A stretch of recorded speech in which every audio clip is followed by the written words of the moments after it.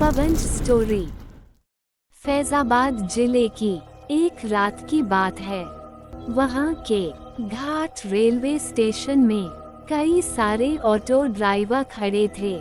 सभी सवारी आते ही एक एक करके उन्हें बैठाते और चले जाते थे। जैसे ही रात ज्यादा होने लगी, ज्यादातर ड्राइवर अपने घर को चले गए। उसी रात दुर्गेश ऑटो ड्राइवर भी घाट रेलवे स्टेशन पर था। वो भी दूसरे ड्राइवरों की ही तरह घर जाने ही वाला था। तभी उसे याद आया कि एक पैसेंजर ट्रेन आने वाली है। दुर्गेश और 3-4 ऑटो चालक उसी पैसेंजर ट्रेन के इंतजार में रुक गए।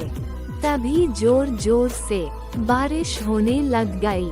रात तो थी ही, लेकिन बादलों की वजह से चांद की रोशनी भी नजर नहीं आ रही थी। बादल गरजते और बिजली चमकती तो कुछ उजाला नजर आता, वरना अमावस्या से भी ज्यादा काली रात हो गई थी। कुछ ही देर में पैसेंजर ट्रेन आई। दुर्गेश को ट्रेन से एक खूबसूरत सी लड़की उतरती हुई दिखी, जिसके कंधे पर एक बैग और हाथ में एक सूटकेस था। वो लड़की सीधे दुर्गेश के पास गई और कहने लगी कि मुझे रामपुर जाना है।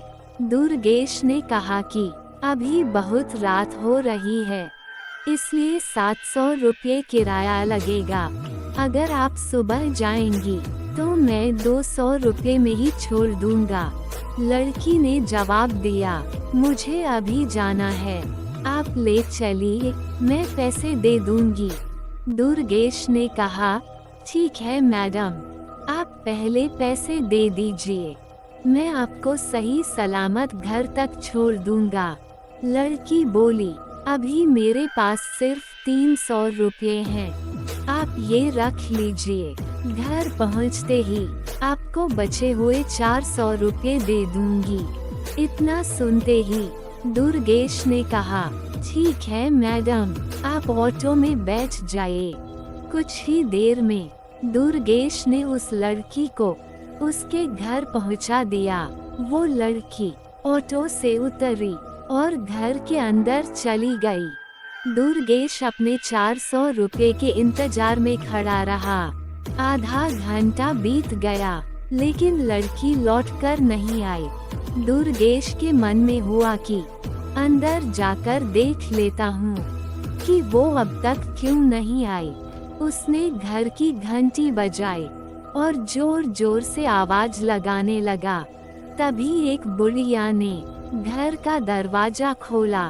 दुर्गेश ने उससे कहा कि एक मैडम यहाँ ऑटो से आई थी, उन्होंने मेरे 400 रुपये देने हैं, वो अब तक पैसे लेकर बाहर नहीं आई। बुढ़िया ने हैरानी से पूछा, कौन मैडम? यहाँ तो मैं और मेरे पति के अलावा और कोई नहीं रहता। हाँ, मेरी बेटी पहले रहती थी, लेकिन वो 5 सालों से यहाँ नहीं रह रही है। दुर्गेश बोलने लगा, क्यों? अब वो कहाँ रहती है? मैंने शायद आपकी ही बेटी को यहाँ तक छोड़ा है। आप एक बार अच्छे से देखिए। बातों ही बातों में दुर्गेश की नजर सामने दीवार पर गई।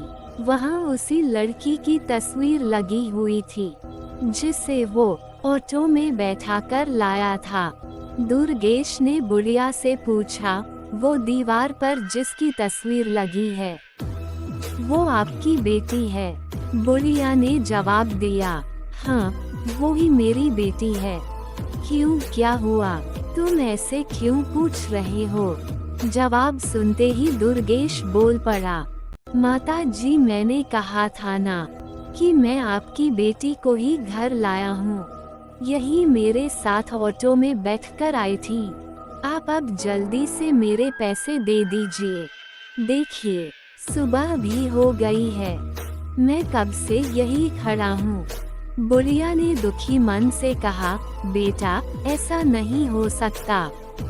हाँ, ये मेरी ही बेटी है, लेकिन 5 साल पहले ये ट्रेन के नीचे आकर मर चुकी है।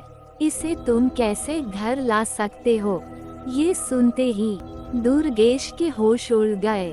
वो तेजी से वहां से भागा। जैसे ही वो ऑटो के पास पहुंचा, तो देखा कि उसकी सीट में 400 रुपये रखे हुए थे।